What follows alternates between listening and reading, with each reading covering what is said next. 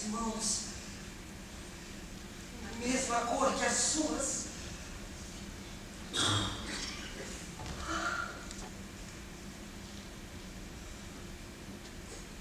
Mas meu coração sentiria vergonha se fosse tão fraco quanto o seu. Vamos pro quarto. Um pouco de água bastará para nos livrarmos desse sangue nojento. O resto será fácil. Tem que se controlar. Continuam batendo. Vamos. Vista suas roupas de dormir. Se vierem nos chamar, eles têm que achar que já estávamos deitados. E pare com esses pensamentos doentios. Sei o que fiz. Melhor seria não saber quem sou.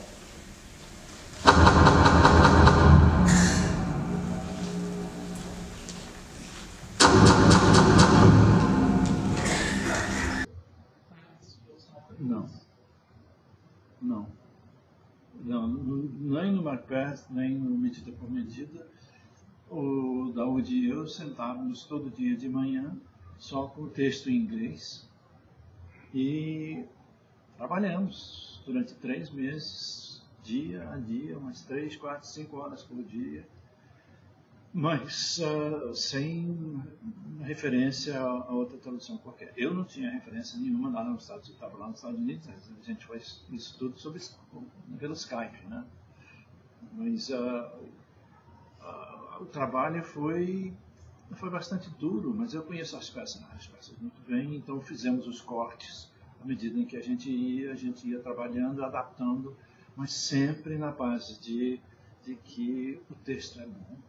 O texto não precisa de nós, que de certa forma, para encontrar essa linguagem direta, é uma gostosura, mas que a gente pode até mesmo nos ausentar. Eu estou cada vez mais, é um paradoxo, mas estou cada vez mais interessado nessa ideia de que o diretor precisa se ausentar.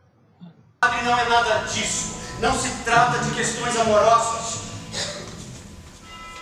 O que me faz pedir o seu auxílio é algo mais sério e mais grave do que o fogo que morde a juventude. E o senhor pode me revelar o que é?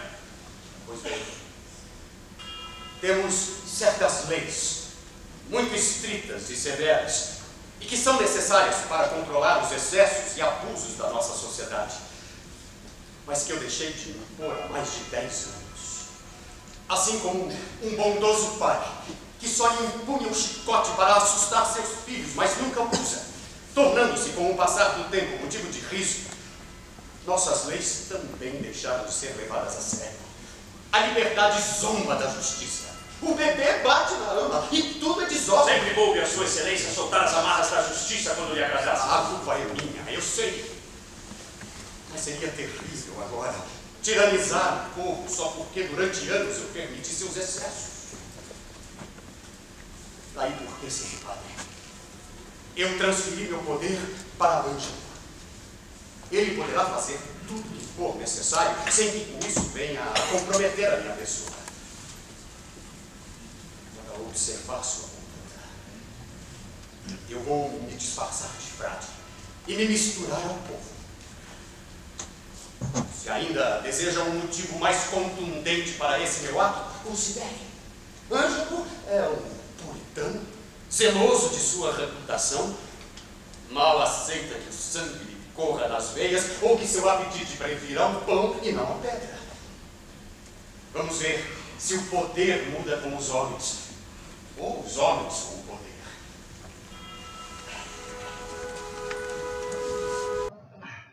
Olha, não sei. Mais uma vez, eu não sei. Eu simplesmente... olha, essa noção de limpeza, de geometria, eu acho que faz parte do meu trabalho sempre.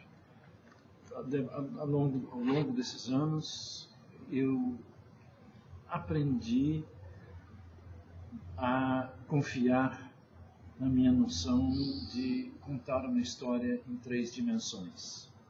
Só isso, como encenar. E realmente eu simplesmente peço para os atores encontrarem, de certa forma, uma silhueta da peça, uma silhueta da cena. As entradas e saídas é uma coisa bem natural, que principalmente como nós usamos aqui, o que eu acho que é um espaço realmente elisabetano, que são 5 entradas, as 2 entradas laterais, 2 entradas diagonais e uma entrada central. Então daí surge naturalmente a movimentação da peça, para que possa ficar correndo o tempo todo.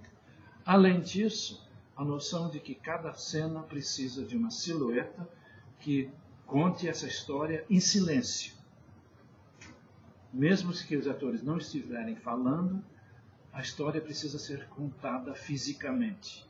Então o texto vai em cima dessa fisicalização.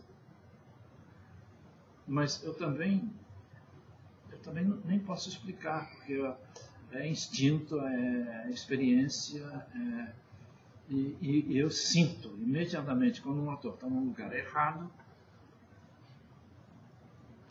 eu sinto isso perfeitamente. Agora, quando eu trabalho com um ator como o Thiago, por exemplo, para falar nessa geometria,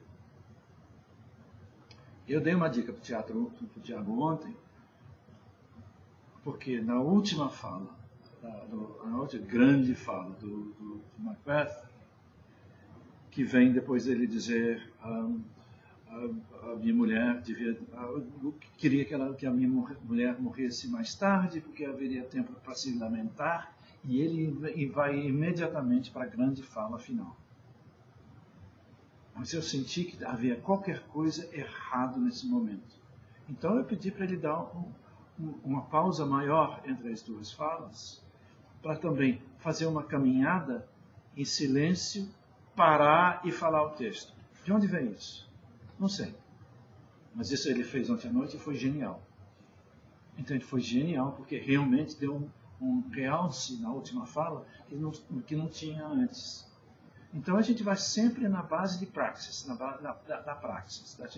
A gente vê o que está sendo contado, a gente analisa, a gente reajusta e a gente vai ajeitando. Mas isso é o processo de 3 meses.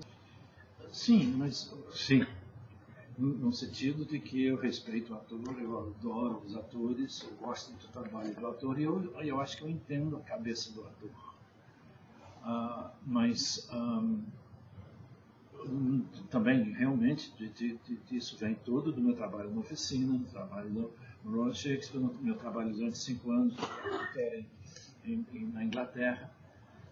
Mas é sempre na base de como contar a história.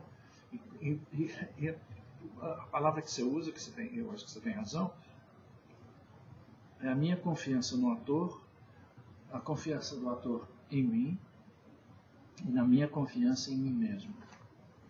Entende?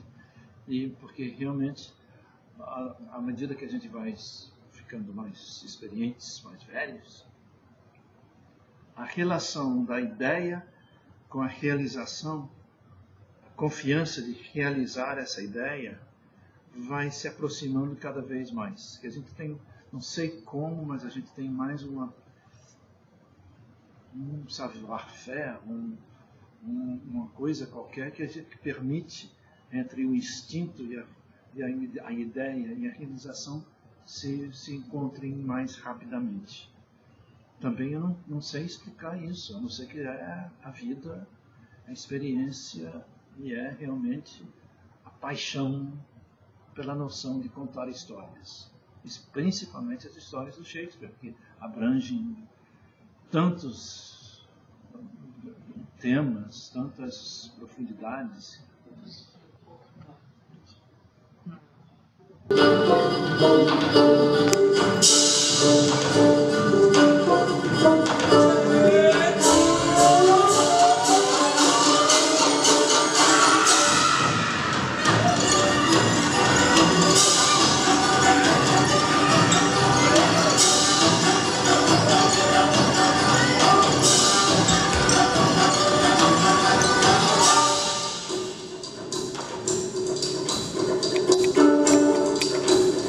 Yeah!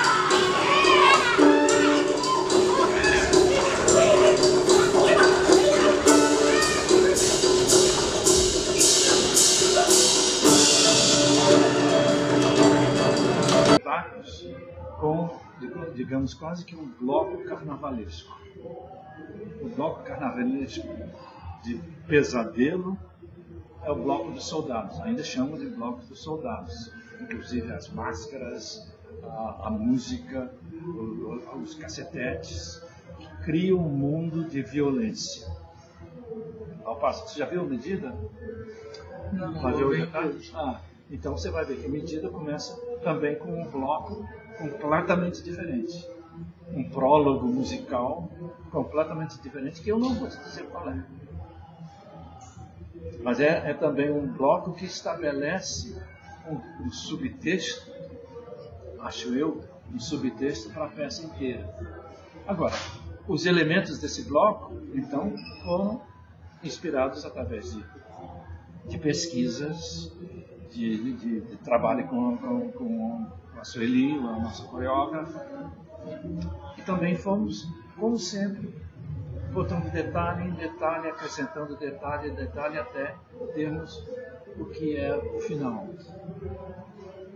Eu queria realmente criar essa noção de terror, de pesadelo, porque isso que é interessante, para mim isso que é interessante no Shakespeare, porque ele tem realmente sempre esse espaço para interpretação política, épica, e também para uma interpretação profundamente, não psicológica necessariamente, mas íntima. Eu acho que cada um de nós é um Macbeth. Cada um de nós poderia ser um Macbeth se nos entregássemos às nossas ambições desenfreadas. Não fazemos isso porque temos, como Macbeth, um constrangimento das leis da sociedade. Ele chega em cena e ele diz: eu não posso matar esse homem porque isso e aquilo outro. Essas são os fundamentos da civilização. Mas ele rompe. Sofreu muito por ter rompido. Exatamente. Aí a gente rompe essa relação dos fundamentos da sociedade, e o que acontece é a barbárie. Se a gente não respeita as normas da civilização, surge a barbárie, um monstro. Isso que o Tiago faz maravilhosamente bem, é que ele é um homem indigno no começo, e aos poucos ele vai se encurvando e ele se torna este monstro que todos nós poderíamos ser se nos permitíssemos aos nossos desejos mais escuros, mais escabrosos. Da mesma forma que, por exemplo, todos nós temos dentro de nós uma certa pureza, um desejo de sermos puros, mas também temos, como o Ângelo, nós também temos essa necessidade, as necessidades vitais. E não podemos nunca fecharmos contra essas necessidades. Mas então tem é claro que tem as peças abrangem essa noção épica, mas também esses pesadelos mais íntimos de cada um de nós. E assim como o Macbeth e o Ângelo também consegue implementar o poder, porque ele quer uma coisa, mas depois ele não consegue continuar o que ele ordenou, que foi de morte Preservar, sim. Mas olha, o Shakespeare não é um autor didático. Ele não é Brecht. Ele não diz: é isso que tem que ser feito para curar o mundo. Ele diz: esse é o mundo. Esse é o pesadelo. E sempre, no final do pesadelo, há uma acordada. Vamos, me dê sua mão.